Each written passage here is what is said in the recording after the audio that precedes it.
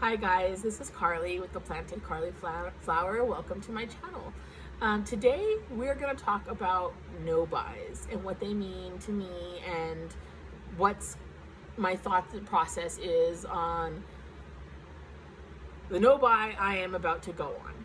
There, I said it. I've done lots of unboxings lately. I've been spending a lot of money on plants, which we'll get into in the next part of the video.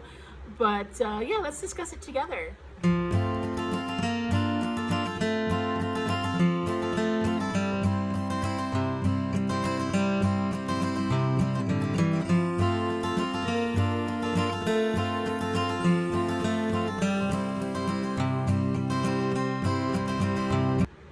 Okay, guys, so I know that pretty much people cringe when they're like, oh, no buy. That means she's not going to buy plants for 4 days and then buy a plant and then just completely forget about her no buy. I've done it before, numerous times. But I did watch a recent video that has been spurring a lot of conversation in the plant community by Caitlin. I will link her channel on my description and put a picture of it here so that you can see it. She recently did a video explaining why she was not buying any new plants in 2021. She expressed a lot of pain and emotion about the plant community and what it felt like to her to be addicted to plant shopping. And I definitely can resonate with some of the things that she said. While I don't feel like I am in a full-blown addiction, I definitely can resonate with her description of feeling that adrenaline when you get a new rare plant or common plant or just opening plant mail. We both get that same euphoric endorphin, like serotonin filled adrenaline rush that we just keep searching for with the next new plant. I am also definitely guilty and resonate with the fact of what she said about how she wasn't giving any real care or consideration to the plants that she actually had. She wasn't spending time with those plants to really nail down their care before just bringing another plant in. So which means she, at least for me, I don't want to speak for her because she didn't technically say this part, but I feel like I could be a better plant parent to some of my plants if I understood them better, but I don't take the time to actually learn and respond to them the way they probably need me to because I'm too busy looking for that next rush. I spend a lot of money on plants, more than I should. I do feel like my plant shopping in general is in check. I have rules and limits to my plant buying that I have stuck by. But I do admit that this tax season, when I got my refund, I went a little nuts. And I think I went a little nuts because during the year, I do have a much more strict budget. And I felt like I finally had a little bit of financial freedom with my refund to go a little nuts. But that is definitely coming to an end now because the year is starting basically again, and I would like to live better. So here's basically my situation. I do not buy plants with credit cards. I'm not allowed to use my plants or my credit cards for planty things unless there is some sort of an emergency. And I don't mean like, oh my God, a wishless plant at a great price. No, I mean like, crap, I have thrips and I'm out of bug spray. I'm out of insecticidal soap. Crap, I don't have the funds right now. I'll put some insecticidal soap on my credit card. That is a plant emergency because I don't want my $200 plant to die. That's what I'm talking about when I say plant emergency. I'm not talking about buying a plant because I'm in some sort of fake emergency state because I absolutely need that plant. I'm talking about a real emergency. I'm not going to let a plant die simply because I don't have the $8 right now to spend on insecticidal soap. I'm not going to get too much into my finances, but I will tell you this so that it makes a little more sense.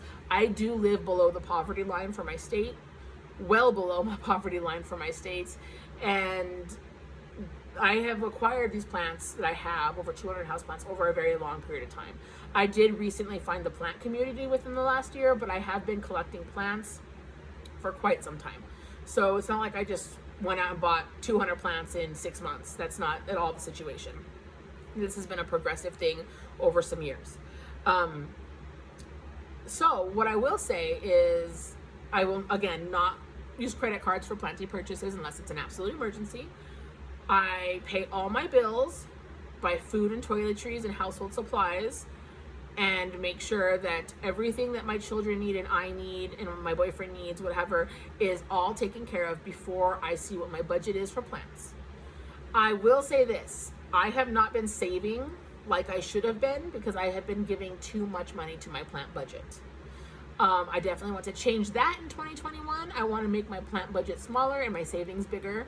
I do want to take a trip with my boyfriend. I want to take a trip with my children after COVID is under control, probably next year sometime in 2022. And I'm going to need a savings for that. I would like to give, I have 3 birthdays coming up for my children, Christmas, holidays. I start thinking about all of that at the beginning of the year because that's when I need to start budgeting for it because of my finances. So that is what we're going to talk about a little bit today. Caitlin's video did make me realize that while I don't have an addiction to where I'm racking up credit cards and I'm not paying my electric bill, it still is a little out of hand. It's getting to the point where it could go to a bad place for me, and I definitely don't want that to happen. Right now, thankfully, I do have no credit card debt. I do have credit cards. They have a 0 balance. I'm usually pretty responsible with that. I'm not saying I haven't gotten in trouble in the past, but I recognized it as soon as I could, and I took care of it. So I do have 0 credit card debt, and I do have a little bit of a savings, but it should be a lot bigger than it is. It's not enough for a drastic emergency, so I definitely want to change that in 2021. I did do a lot of buying, like I said, when I got my taxes, and I do still have plants on the way to me, including an import from Thailand. So I'm just going to let all that stuff come in. It's already bought and paid for. I don't want to buy any plants for the rest of March and throughout April. I want to go ahead and spend the next month and a half getting to know the plants that I have, getting to love the plants that I have, and assessing what I want my budget to be for plants for the rest of the year. I know I'm going to buy plants in 2021. I know I am. I have no desire to not. I don't think that that is necessary for me right now, but I definitely want to tone it down. Whether that will be a dollar amount, whether it will be a plant limit, or whether it'll be a combination of the two, I'm going to figure that out in the next month and a half, and I'll do an update on what I decide. But it's definitely going to look different. I do love doing unboxings, and I do love unboxing plants and getting new plants. Who doesn't love getting new beautiful things? I know that I do.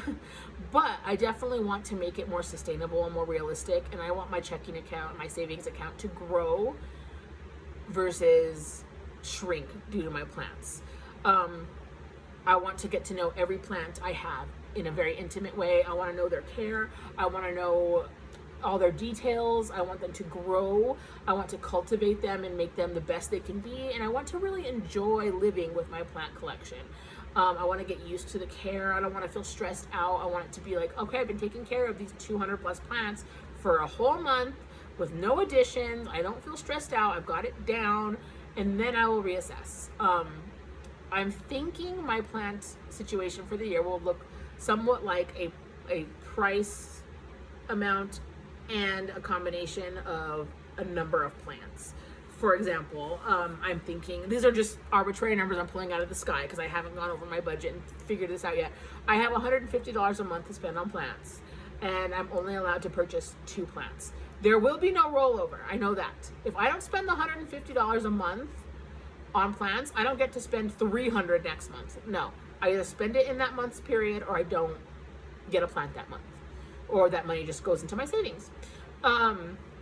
I think I'm going to limit myself to a couple plants, 2-3 plants a month, and then a dollar amount of some amount that I'll figure out. But I will definitely do a updated video when I figure everything out, and then we'll do check-ins to make sure that I'm staying accountable, and that to make sure that I'm sticking to my budget, and to let you know what I got. That way I can still do a plant unboxing or 2 a month for people, and because I do enjoy filming them, and I can still feel like I'm growing my collection. I also want to go through my collection and thin it out a little bit. I do have plants that I loved when I got them that I have fallen out of love with, and that are just not as indicative of my personal tastes anymore. So I'll definitely want to go through my plants, make some cuts, some hard decisions. I have lots of plantee friends in the area that are gonna benefit from this, I'm sure, and see what I can do with that. But yeah, have you guys considered going on a no-buy? Have you ever gone on one in the past? Were you successful? Were you not successful? Leave me a comment down below and let me know what you think of no-buys and your personal experience with them. I highly recommend you to check out Caitlin's video. Again, I will link it in the description box down below. And if you have any questions or comments or concerns, please leave them down below. I'd love to discuss them with you. Don't forget to like, comment, and subscribe, and I'll see you in the next one. Thank you for joining me for a video. Talk to you soon.